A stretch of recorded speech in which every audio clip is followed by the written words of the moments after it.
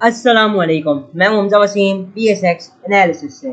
अगर आज मार्केट के हवाले से बात करते हैं तो आज की मार्केट 45,879 की सतह के करीब बन रही 20 पॉइंट माइनस के साथ। जब वॉल्यूम्स की बात की जाए तो सिर्फ और सिर्फ 46 मिलियन का काम KC 100 इंडेक्स में हुआ, तो KC ऑल शेयर के अंदर 129 मिलियन का काम हुआ, इसकी वैल्यू 3.6 अरब रुपए बनती है।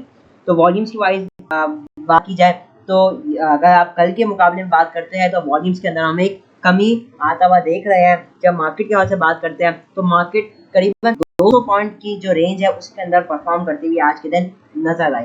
अच्छा, मजीद बात करते हैं तो सबसे पहले न्यूज़ के हवाले से बात करते हैं तो डॉलर डॉलर मुसलसल आपका गिरे ही जा रहा है, डाउन ट्रेंड के ऊपर है। इंटरबैंक के अंदर आज भी नीचे ही ट्रेड करता हुआ नजर आया, 293, 90, 80 इसी लेवल के पास डॉलर ट्रेड कर रहे हैं। तो ये एक बहुत अच्छी चीज़ है, इससे जो है हमारी इन्फ्लेशन है वो आगे आने वाले टाइम में कंट्रोल होती हुई देख सकती है। जहाँ अगर मैं बात कर लेता हूँ कमोडिटीज़ के अंदर क्रूड ऑयल के हवाले से, हमने देखा था रिसेंटली क्रूड ऑयल के अंदर एक ज़बरदस्त इजाफा हुआ, जिसकी वजह से जो लोकल प्राइसेस है पेट्रोल की उसमें भी इजाफा हुआ था। अभी बात की जाए तो क्रूड ऑयल भी अब हमें थोड़ा नीचे आता हुआ दिखाई दे रहा है, $89.70 के पास इसको ट्रेड कर रहा है, 78 सेंट नेगेटिव के साथ।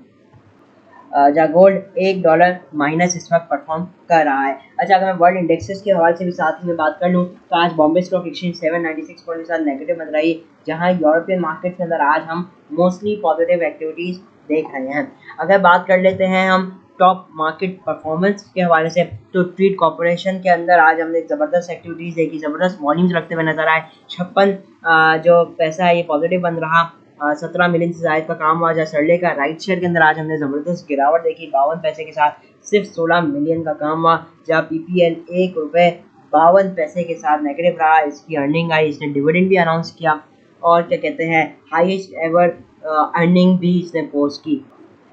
सिर्फ और सिर्फ ₹1.5 इससे डिविडेंड अनाउंस किया, जो कि जाहिर सी बात है थोड़ा कम था फोर्थ क्वार्टर के लिए। PPL का जहाँ इसकी जो अर्निंग्स आई है फुल ईयर की 2023 की कंसोलिडेटेड अर्निंग वो ₹35.73 के पास आई है। तो अर्निंग्स तो नो डाउट बहुत अच्छा है, लेकिन उसके अगेंस्ट जो डिविडेंड है वो थोड़ा कम था, जिसकी वजह से हमने देखा इसके अंदर एक प्रेशर देखने को मिला।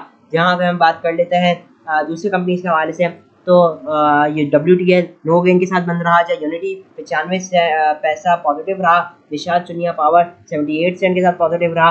जहाँ TOMCL की बात की जाए तो TOMCL के अंदर आज हमने प्रेशर देखा, इसकी वजह क्या है मैं इसको आगे भी इंशाल्लाह वीडियो में डिस्कस करूँगा। बहरहाल यूसुफ वीविंग जो है वो 7 पैसे पॉजिटिव बन रहा, सिनर्जी जो है वो ₹2.95 के पास बन रहा नो गेन के साथ, जहाँ मैपल लीफ 14 पैसे नेगेटिव बन रहा। जहाँ टॉप एडवांसर्स की बात की जाए तो मोस्टली इलिक्विड है, सिवाय कुछ के जैसे कि दीवान फारूक शुगर मिल हो जाता है। दूसरा आपका कोयटा टेक्सटाइल, फिर आपका परवेज अहमद कंसल्टेंसी, पाक डेटा कैप था, इवन पाकिस्तान होटल्स भी आज भी अपर कैप था, इवन AKDHL ये भी आज अपर कैप पे ही था। तो टॉप डिक्लाइन साइड पे सरले का राइट शेयर हो जाता है। डेको स्टील्स इसकी अर्निंग कल आई थी, काफ़ी नेगेटिव आई थी, कल इसको लोअर लॉक लगा और आज भी इसके प्रेशर ही देखने को मिला।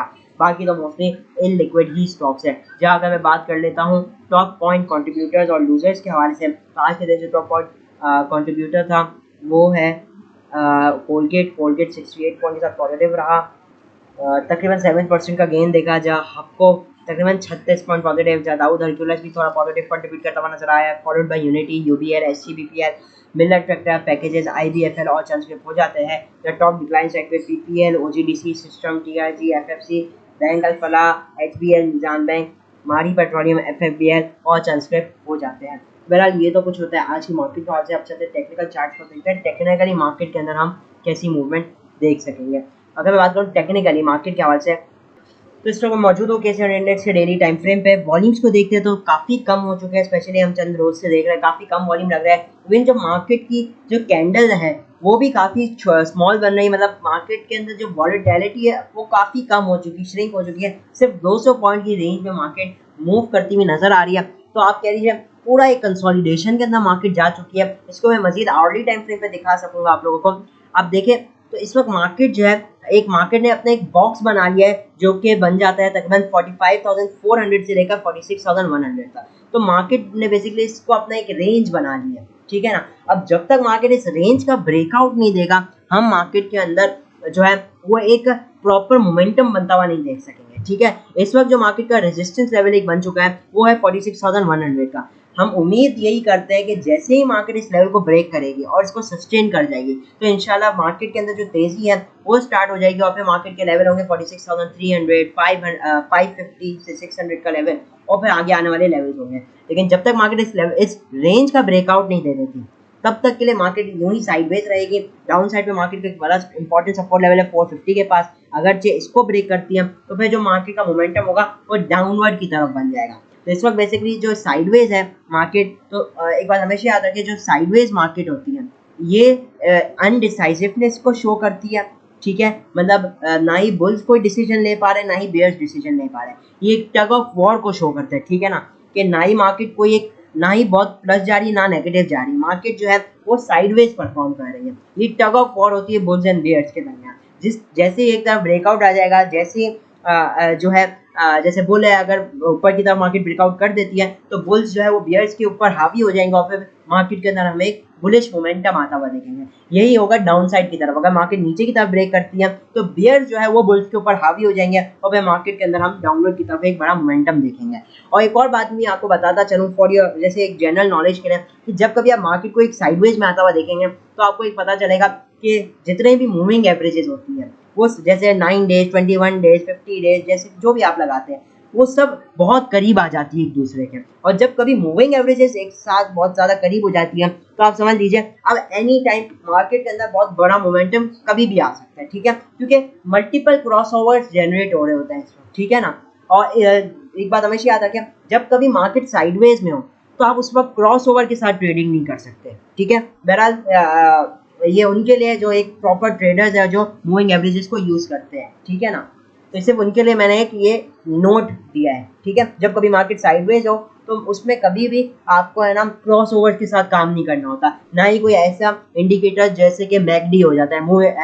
मैकडी इसका फुल फॉर्म होता है मूविंग एवरेजेस कन्वर्जन डाइवर्जेंस। अगर मैं आपको ये लगा कर दिखाऊं तो आपको एक ये चीज़ देखने को मिलेगी कि इसके अंदर आपको मल्टीपल क्रॉस ओवर्स देखने को मिलेंगे, मल्टीपल बाय सिग्नल। ठीक है ना, तो कभी भी मैकडी को साइडवेज में यूज़ नहीं करते साइडवेज मार्केट में। अच्छा, ऐसे तो मैं भी वैसे भी मैकडी को यूज़ नहीं करता। ठीक है, लेकिन ये तो उनके लिए स्पेशली जो लोग ट्रेडर्स है, जो लोग बहुत ज़्यादा इंडिकेटर्स के ऊपर रिलाई करते हैं। मेरा मानना है सिर्फ प्राइस एक्शन पे काम किया जाए। ठीक है ना, प्राइस मूवमेंट को देखकर मार्केट में काम करना चाहिए, सपोर्ट और रेजिस्टेंस लेवल को देखकर काम करना चाहिए। लेकिन जाहिर सी बात है जब आप इनिशियली टेक्निकल एनालिसिस स्टार्ट करते हैं तो आप इंडिकेटर्स की ज़रूर हेल्प लेते हैं। ठीक है ना, ठीक है, तो उम्मीद करता हूँ कुछ आपको नॉलेज मिली होगी। और मार्केट ख्याल से मैंने आपको बता दिया मार्केट सिर्फ साइडवेज में। एनीवे, अब मैं चलता हूँ स्टॉक्स के ऊपर और उनकी ज़रा कहानी भी सुनते हैं। सबसे पहले आज एक न्यूज़ आई जो है मीट कंपनीज के हवाले से। वो क्या थी वो हम सबसे पहले सुन लेते हैं। वो ये थी यूएई ने पाकिस्तान से समुद्री रास्ते गोश्त की इंपोर्ट पर पाबंदी आयद कर दी। ठीक है, अब ये सबसे पहले न्यूज़ थी, हेडलाइन थी। ठीक है, अब हम सब जानते हैं कि जो टॉमसीएल है वो बेसिकली एक एक्सपोर्ट बेस्ड कंपनी है। ठीक है, वो एक्सपोर्टिंग में भी उनका एक काफ़ी बड़ा हिस्सा एक्सपोर्ट से भी आता है और वो उनका जो एक्सपोर्ट है उनमें से यूएई का भी एक जो कंट्रीब्यूशन है वो काफ़ी ज़्यादा है। तो सबसे पहले ये न्यूज़ थी, यूएई ने पाकिस्तान से समुद्री रास्ते गोश्त इंपोर्ट पर पाबंदी आयद कर दी। ये इसकी वजह से हमने टॉमसीएल का जो स्टॉक है उस पर एक प्रेशर देखा। अच्छा, मजीद अगर हम आगे देखते हैं तो एक और न्यूज़ आई, कराची की एक कंपनी की कंटेनर से गोश्त पर फंगस पाया गया था। इस वजह से बेसिकली जो है हमने देखा कि यूएई ने जो है वो इम्पोर्ट जो है उसके ऊपर बैन लगाया।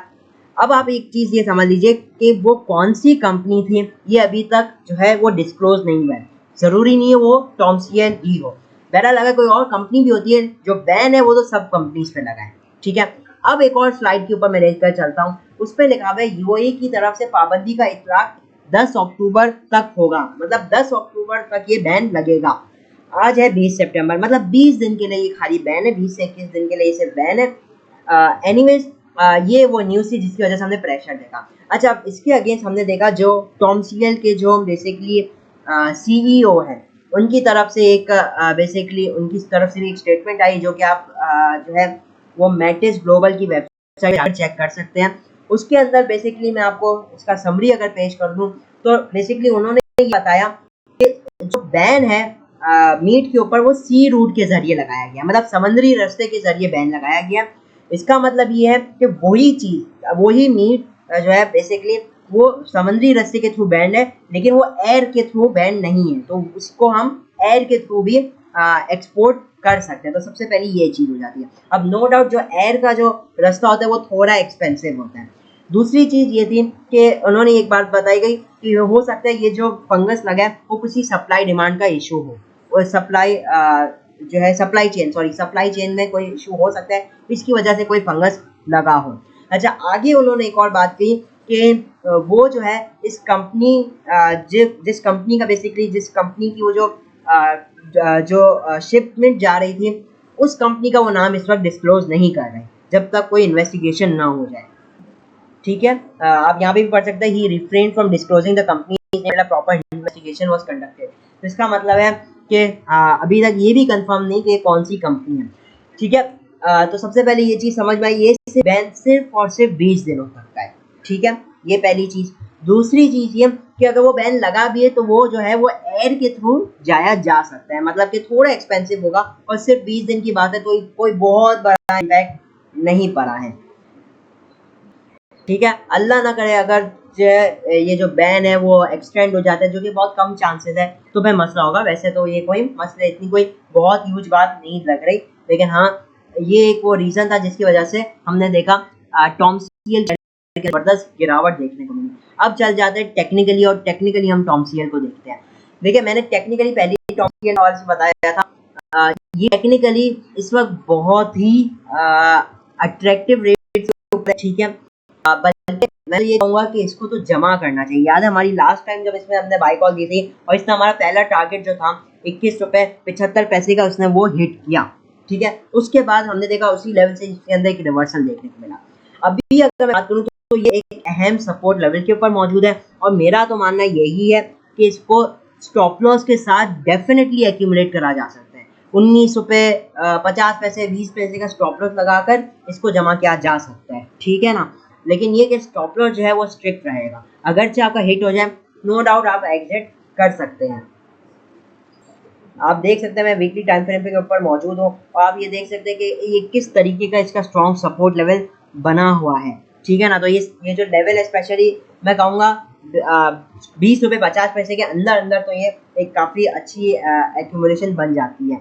इवन डेली टाइम फ्रेम के ऊपर भी मैं आऊँ तो आज हमने इसके अंदर सेलिंग आ रही थी, वहाँ पे हमने बाइंग भी देखी। ठीक है ना, और दूसरा ये कि अभी एक बड़ी गिरावट के बाद जो है ये कंसोलिडेशन के अंदर है। अभी भी आप देखें तो यही 22 से 20 रुपए के दरमियान में ही ये कंसोलिडेट भी करता हुआ हमें नजर आ रहा है, और साथ ही में इसके अंदर अब आरएसआई की बुलिश डाइवर्जेंस भी बनती हुई नजर आ रही है। अगर मैं आपको आरएसआई दिखा दूं, आरएसआई लगा के, तो आप ये देखेंगे कि जो आरएसआई की बुलिश डाइवर्जेंस है वो भी काफ़ी वाजे है।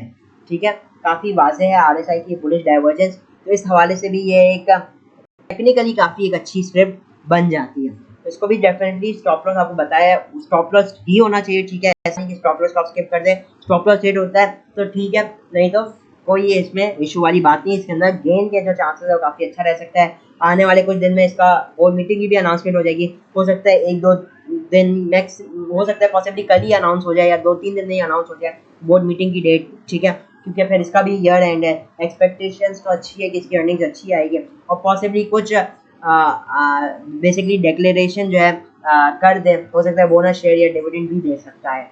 बहरहाल ये देने वाला देखने वाला होगा। तो बहरहाल ये मैंने आपको बता दिया है। इसका इस वक्त एक रेजिस्टेंस लेवल बन चुका है 21 रुपये 50 पैसे। अब ये इसको अब वंस अगेन जब ये इस लेवल को अप्रोच करेगा और इस लेवल को ब्रेक करेगा, तो ये हमें एक ज़बरदस्त रिकवरी में आता हुआ दिखाई दे सकता है, जो कि मैं आपको दिखा देता हूँ। फिबोनाची अगर मैं लगाऊँ इसके हाई से और आज के लो से, अगर मैं लगा दूं तो 21 रुपये 50 पैसे का इमीडिएट एक रेजिस्टेंस लेवल आ जाता है। अभी अगर इस लेवल को ब्रेक करेगा तो ये 22.5 रुपये 23 रुपये 50 पैसे और इवन 24 रुपये 30 पैसे तक भी एक रैली बनाता हुआ दिखाई दे सकता है। लेकिन एक बात याद रहे, स्टॉप लॉस लगाना पड़ेगा। अब जाहिर सी बात है, जब कभी कोई न्यूज़ आ जाती है तो हम देखते हैं कि जो सडन इसका इम्पैक्ट एक पैनिक सेलिंग के तौर पर देखने को मिलता है। ठीक है ना, तो बहरहाल ये वो एक न्यूज़ थी जिसकी वजह से इसके अंदर एक प्रेशर पड़ा। एनीवेज टेक्निकली मैंने आपको इसके हवाले से बता दिया है, स्टॉप लॉस लगाना लाजमी है। तो बहरहाल ये हो जाता है टॉमसीएल के हवाले से। अब एक और ज़बरदस्त कंपनी की तरफ चलते हैं। ठीक है, वो है निशात मिल्स लिमिटेड। इसके हवाले से मैं टेक्निकली भी डिस्कस करूंगा और चंद दूसरी चीज़ें भी बताऊंगा। सबसे पहले अगर मैं आ जाऊँ निशात मिल्स के हवाले से, तो देखिए सबसे पहले हम इसका कुछ फंडामेंटली देख लेते हैं। इसका भी ईयर एंड होने वाला है, ठीक है। एक या दो दिन पहले इस कंपनी ने भी अनाउंस किया बोर्ड मीटिंग की डेट, जो कि है गालिबन शायद अगले ट्यूसडे की है, 26 सितंबर की है, जहाँ तक मुझे याद पड़ता है। आप लोग फिर स्टिल कंफर्म कर लीजिएगा। मैं वंस अगेन आप लोग को बता दूँ चेक करके, तो ये 26 सितंबर को इसकी डेट आई है बोर्ड मीटिंग की फॉर द ईयर एंड। अच्छा, अब कुछ हम इस कंपनी की हिस्ट्री देख लेते हैं। अभी तक अगर बात की जाए तो 3 क्वार्टर में इन्होंने 32 रुपये कमा लिया है, ठीक है। 32 रुपये इन्होंने 3 क्वार्टर में ही कमा लिया, जो कि एक ठीक ठाक अर्निंग बन जाती है। अब कंपनी की पे आउट हिस्ट्री के हवाले से बात करते हैं। मैं आ जाता हूँ एक वेबसाइट के ऊपर जहाँ हमें इसकी पूरी एक पे आउट हिस्ट्री पता चल जाएगी निशात मिल्स के हवाले से। अब आप देख सकते हैं मैं मौजूद हूँ एक वेबसाइट के ऊपर, एक टेबल बना हुआ है। आप देख सकते हैं निशात मिल का डिविडेंड, कैश डिविडेंड लिखा हुआ है 40%। 40% जो होता है वो फेस वैल्यू का, मतलब 4 रुपये डिविडेंड। तो 2022 में इसने 4 रुपये डिविडेंड दिया, 2021 में 4 रुपये डिविडेंड दिया, 2020 में 4 रुपये, 2019 में 4, 2018 में 4.5, 2017 में 5, 2016 में 5, 2014 में 4.5, 2014 में 4, फिर 2013 में 4 रुपये। मतलब 2013 से इसने, एक तो ये रेगुलर डिविडेंड पेइंग कंपनी, मतलब हर साल ये देती है। फॉर लाइक अगर मैं बात करूँ 10 साल के हवाले से तो स्पेशली, अब 2013 से अगर मैं बात करूँ तो इसने एटलीस्ट 4 रुपीज़ डिविडेंड दिया ही दिया है। तो खाली अगर मैं इस चीज़ को देखूँ, इसका मतलब है अगर ये इसी ट्रेंड को फॉलो करता है तो we can expect at least 4 rupees dividend, ठीक है। अभी जो अनाउंस कर सकते हैं, तो इस हवाले से मैंने आपको बता दिया फंडामेंटली, ठीक है। एक्सपेक्टेशंस क्या है, एटलीस्ट 4 रुपीज़ डिविडेंड, ठीक है। अगर मैं हिस्ट्री की बात करता हूँ, अब मैं लास्ट ईयर कोई देखेंगे तो अर्निंग काफ़ी हद तक सिमिलर थी। 3 क्वार्टर तक 32 रुपये कमाया था, इस साल इन्होंने 32 रुपये कमाया। लास्ट ईयर अगर मैं बात करूँ तो लास्ट क्वार्टर में उन्होंने सिर्फ 1 रुपये 66 पैसे कमाए, तो ईयरली अर्निंग बन जाती है 35 रुपये की। लेकिन स्टिल उन्होंने 4 रुपये डिविडेंड दिया ही दिया। अभी भी बात की जाए तो अगर अल्लाह ना करे आखिरी क्वार्टर की अर्निंग में कोई मान लीजिए 1 या 2 रुपये की आ जाती है, अनलेस कोई बहुत बड़ी नेगेटिव अर्निंग आ जाए, तो चांसेस यही है कि ये डिविडेंड अपना जो है वो दे, अगर मैं हिस्ट्री को देख कर, ठीक है। तो ये तो मैंने आपको बता दी हिस्ट्री इसकी। अब बात करते हैं टेक्निकली अगर मैं बात करूं तो रिसेंटली इसने एक हाई लगाया था 69 रुपये 60 पैसा, और उसके अगेंस्ट हमने इसके अंदर एक ज़बरदस्त गिरावट देखी। कहाँ तक वो गिरावट देखी, 57 रुपीज़ तक, ठीक है ना। तो तकरीबन ये 12 रुपये गिरा। अब ये 12 रुपये गिरने के बाद अब ये कंसोलिडेट कर रहा है 60 रुपये से लेकर 57 रुपीज़, मतलब 3 रुपये की रेंज में ये इस वक्त कंसोलिडेट कर रहा है। अब वही याद होगा, मैंने जैसे शुरू में जब KC 100 इंडेक्स का रिव्यू किया था, अगर कोई स्किप करके आया है निशात मिल के एनालिसिस देखने के लिए, तो आप उधर जा सकते हैं। शुरुआत में मैंने तकरीबन मार्केट के हवाले से बताया था जब टेक्निकल एनालिसिस के हिस्से में, कि जब मार्केट साइडवेज में होती है तो उसका मतलब क्या होता है।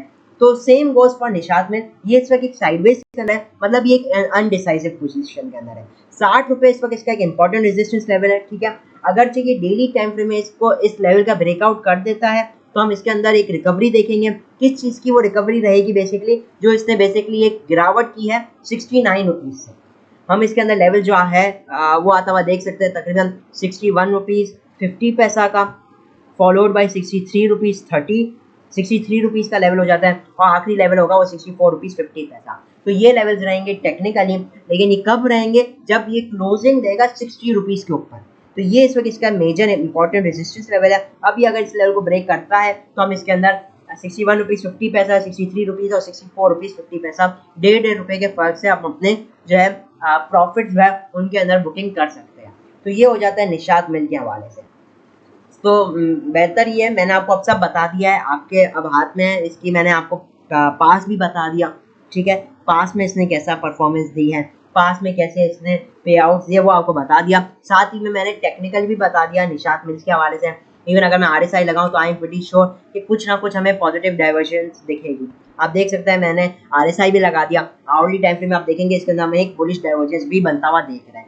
तो अब ये बुलिश डाइवर्जेंस कब अपना रोल प्ले करेगी, जब ये ब्रेकआउट करेगा। अब ये जैसे ही 60 रुपये 40 पैसे 60 रुपये के ऊपर क्लोजिंग दे देगा ना डेली टाइम फ्रेम में, तो अब ये बुलिश डाइवर्जेंस का जो इम्पैक्ट है वो एक कंफर्म हो जाएगा, और फिर हम इसके अंदर जो है एक अपवर्ड मोमेंटम वो बनता हुआ देख सकेंगे। तो इसे प्योरली ब्रेकआउट ट्रेड है। अब जो लोग चाहते हैं कि भाई हम डिविडेंड के हवाले से अवेल करें, वो आप लोगों की खाली मर्जी है। मैंने अपनी तरफ से जितना भी डेटा था वो आपके सामने रिप्रेजेंट कर दिया। तो बहरहाल मैं उम्मीद हूँ वीडियो अच्छी लगी होगी, इन्फॉर्मेटिव लगी होगी। मैंने अपनी कोशिश पूरी की कि ज़्यादा से ज़्यादा इन्फॉर्मेशन आपको इस वीडियो में मिल सके।